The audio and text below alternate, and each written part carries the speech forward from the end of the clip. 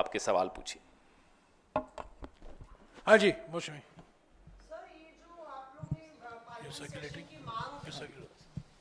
ये जो parliament session की मांग आप लोग ने आज फिर से दोहराई है, सीडब्ल्यूसी में चर्चा हुई, तो क्या बाकी जो विपक्षी पार्टी हैं, क्योंकि राहुल गांधी ने अपने पत्र में लिखा था कि यूनानिमस रिक्वेस्ट है सब विपक्षी दलों से कि सेशन बुलाया जाए, स्पेशल सेशन, पर तृणमूल कांग्रेस से लेके सपा से लेके शरद पवार ने तो इस पे डिसएग्रीमेंट कर दिया है। नहीं। तो क्या बात हो रही है आपकी बाकी दलों से भी, और क्या दो सर्वदलीय बैठक हुई हैं।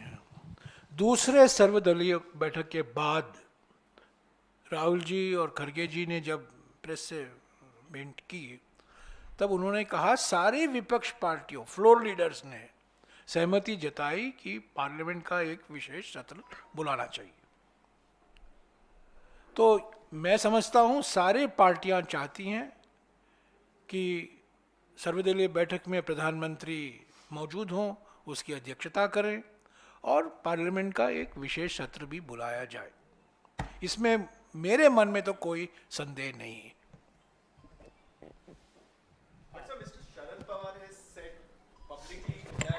We are discussing what the CWC and the senior leaders of the Congress discussed today.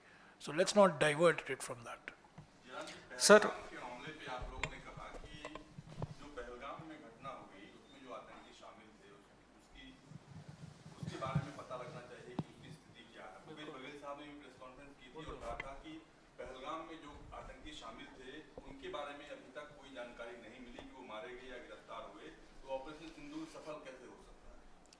बात ऑपरेशन की नहीं हम कर रहे हैं अभी।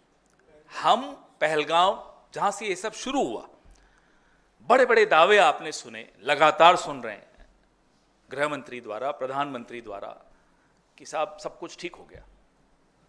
अगर सब कुछ ठीक हो गया तो पहलगाम कैसे हुआ, एक सवाल। दूसरा सवाल, पहलगाम में जब गोलियां चलाई जा रही थी निर्दोष सैलानियों पर, उसका रिस्पांस टाइम कितना कमजोर था वो भी आपके सामने आ गया। सरकार का कोई सुरक्षा वहां नहीं थी टूरिस्ट के लिए।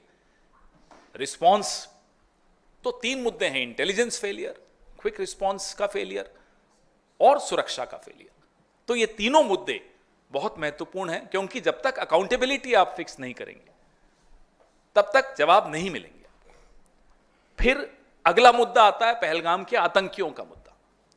तो आज की बैठक में यह चर्चा हुई कि वो 5 आतंकी जिनका नाम और फोटो सरकार ने जारी किए थे, उनके बारे में सीज फायर में कोई बात हुई या नहीं हुई, कोई शर्त हमने रखी या नहीं रखी, वो कब तक भारत को सुपुर्द किए जाएंगे ताकि वो हमारे यहां के कानून के हिसाब से उन पर कार्रवाई की जा सके।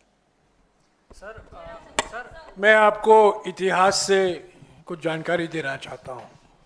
चीन का आक्रमण हमारे देश पर 20 अक्टूबर 1962 को शुरू हुआ। क्रोनोलॉजी समझिए, 20 अक्टूबर 1962 को चीन का आक्रमण शुरू होता है भारत पर। 22 या 23 अक्टूबर, मेरे ख्याल में 22 हो सकता है, 23, 3 सांसद प्रधानमंत्री जवाहरलाल नेहरू जी से मिलते हैं। एचवी कामत, प्रजा सोशलिस्ट पार्टी के नेता, हेम बरुआ, प्रजा सोशलिस्ट पार्टी के नेता, और जनसंघ के एक युवा नेता, पहली बार जो सांसद बने थे, अटल बिहारी वाजपेयी। और प्रधानमंत्री से मांग करते हैं पार्लियामेंट का सत्र फौरन बुलाइए। 22 अक्टूबर चीन का आक्रमण हुआ, उसकी शुरुआत 20 अक्टूबर को होता है। पार्लियामेंट बुलाया जाता है 8 नवंबर को। याद रखिए, इतिहास गवाह है, इसके सारे रिकॉर्ड हैं। एचवी कामत मिले, हेम बरुआ मिले, अटल बिहारी वाजपेयी ने मांग की। एक सांसद ने प्रधानमंत्री को खत लिखा,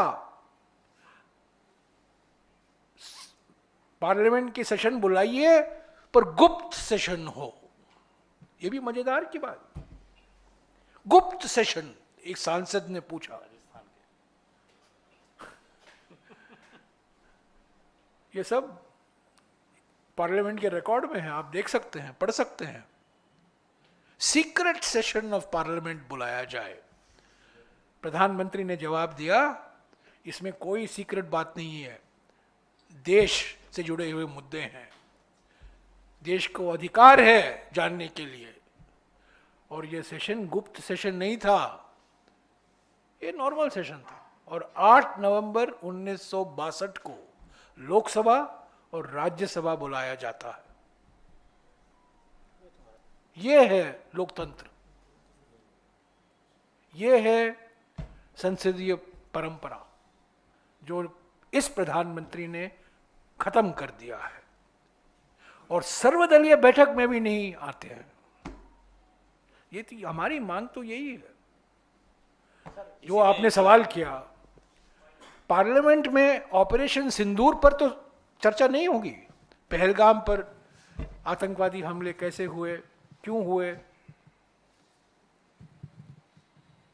और जो सीजफायर हुआ, क्यों कैसे सीजफायर हुआ, अमेरिका की क्या भूमिका थी, आपने आईएमएफ में पाकिस्तान के खिलाफ वोट क्यों नहीं दिया।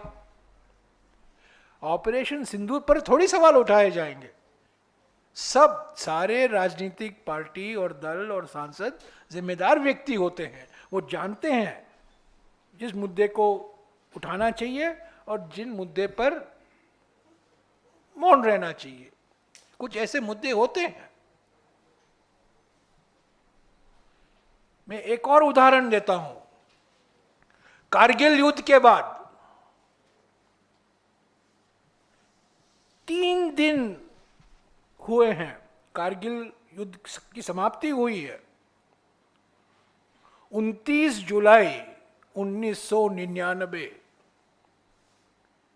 29 जुलाई 1999, 3 दिन बाद, कारगिल युद्ध की समाप्ति के बाद, हमारी विजय के बाद,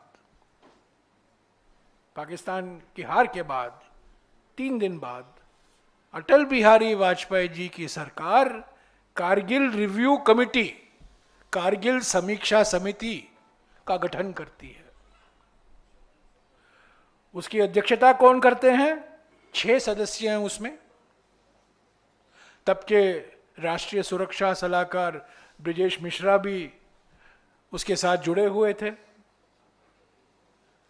उसकी अध्यक्षता, उसकी चेयरमैन के सुब्रमण्यम है, हमारे देश के सबसे जाने माने रक्षा मामलों में विशेषज्ञ, जिनके सुपुत्र आज हमारे विदेश मंत्री हैं।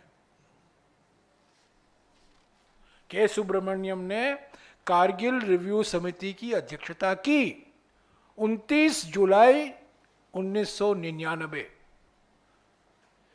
23 फरवरी 2000 को कारगिल रिव्यू समिति की रिपोर्ट पार्लियामेंट में सौंपी जाती है, पेश की जाती है, उस पर चर्चा होता है। आप बोल रहे हैं क्या चर्चा होगी, क्यों संसद बुलाना चाहिए? 23 फरवरी 2000 को कारगिल समीक्षा समिति की रिपोर्ट पर चर्चा होती है। कुछ ऐसी बातें हैं उस रिपोर्ट से निकाला गया है, वास्तविक है और निकाला भी जाना चाहिए। बड़े संवेदनशील मामले होते हैं देश के हित में, सुरक्षा को लेकर, सेना की कार्रवाई को लेकर, वो निकाले गए थे।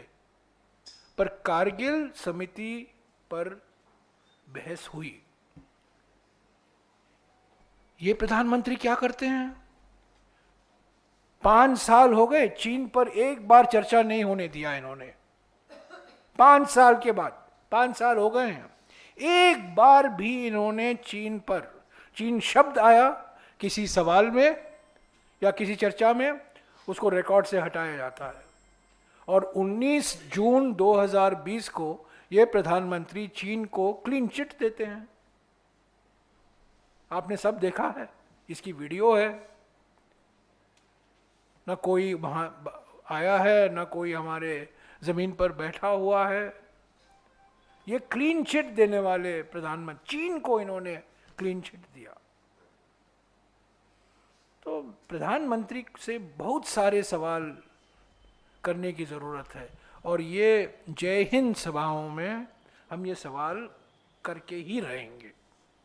जयराम इसमें सर, एक चीज इसमें जरूरी है, जो अभी जयराम जी ने इतिहास का उदाहरण दिया अटल जी का। इस सत्र से पहले जो विशेष सत्र नेहरू जी ने बुलाया था, पार्लियामेंट स्ट्रीट थाने के बाहर भारी प्रोटेस्ट किया, भारत सरकार के खिलाफ भारत के विपक्ष ने किया। किसी भारत सरकार के मंत्री ने उस वक्त के विपक्ष को यह नहीं कहा कि आप देश विरोधी हो, उनका प्रदर्शन होने दिया। हम तो अब ये सवाल जो पूछ रहे हैं, कॉन्फ्लिक्ट खत्म होने के बाद पूछ रहे हैं। तो ये जो इनकी आदत है कि साहब आप देशद्रोही हो, इन्हें समझाइए, इन्हें इतिहास बताइए कि अटल जी ने प्रदर्शन किया बीच युद्ध के, और नेहरू जी ने प्रदर्शन होने दिया, और उसके बाद जैसा कि जयराम जी बता रहे थे, विशेष सत्र की मांग तुरंत स्वीकार की। हमने कभी नहीं कहा कि अटल जी आप राष्ट्र विरोधी हो, कभी नहीं कहा।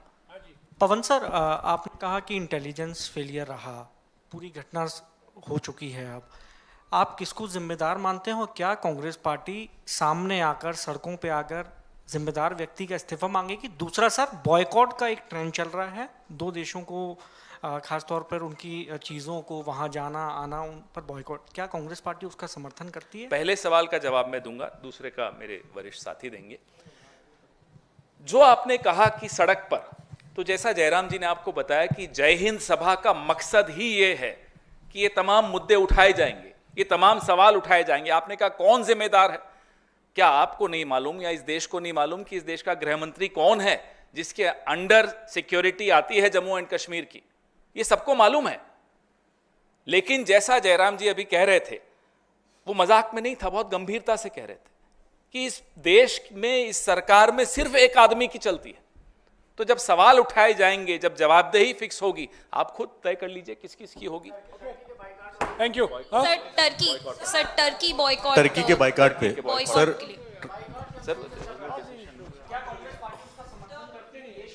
इस पर भी हम शीघ्र आपसे जरूर मुखातिब। सर हाँ, इसके जो आपने पूछा बड़ा सही, ये मुद्दा है, अभी हमारी इसमें आएगा आपको रेजोल्यूशन में। जो हमारे देश की एक बहादुर महिला जो सेना में है, उनके खिलाफ टिप्पणी भारतीय जनता पार्टी के एक वरिष्ठ नेता ने की, विजय शाह आपने नाम लिया, मंत्री हैं, और 24 घंटे से ऊपर हो गए। कांग्रेस पार्टी ने मांग भी की कि तुरंत इनका इस्तीफा होना चाहिए, तुरंत इन पर एक्शन लिया जाना चाहिए। ना नड्डा जी ने उन पर एक्शन लिया, पार्टी से निकाल के बाहर करिए, नोटिस दीजिए, नहीं हुआ। ना उनको मंत्रिमंडल से बाहर निकाला गया। ये आपकी श्रद्धा और निष्ठा है भारत की सेना में? ये सवाल, ये मुद्दा आज हमारी बैठक में लगभग 4-5 नेताओं ने उठाया कि साहब ये बहुत गलत है, ये निंदनीय है। और ये बीजेपी की मानसिकता को दर्शाता है। ये पहली बार ऐसा नहीं हुआ। हाँ जी। 4 दिन हो गए सेसेशन ऑफ फायर रोके हुए, क्या सरकार की तरफ से, आप प्रिंसिपल ऑपोजिशन पार्टी हैं, कोई कोशिश हुई बताने की या समझाने की? और दूसरा सर, शशि थरूर साहब का एक एक्स पर पोस्ट था जिसमें उन्होंने डिसअपॉइंटमेंट बताया, जैसे ट्रंप ने सीज फायर का ऐलान किया, उसमें उन्होंने भी कहा India will never do that, will never seek a intervention from third country. तो क्या जल्दबाजी की थरूर साहब ने ऐसा स्टेटमेंट कहकर? वो उनकी राय है। जब थरूर साहब बोलते हैं, वो पार्टी की राय नहीं होती है। Thank you. ताज़ा खबरों से जुड़े रहने के लिए हमारे चैनल को सब्सक्राइब करें और बेल आइकन को दबाना ना भूलें, ताकि हर खबर की नोटिफिकेशन आपको मिलती रहे।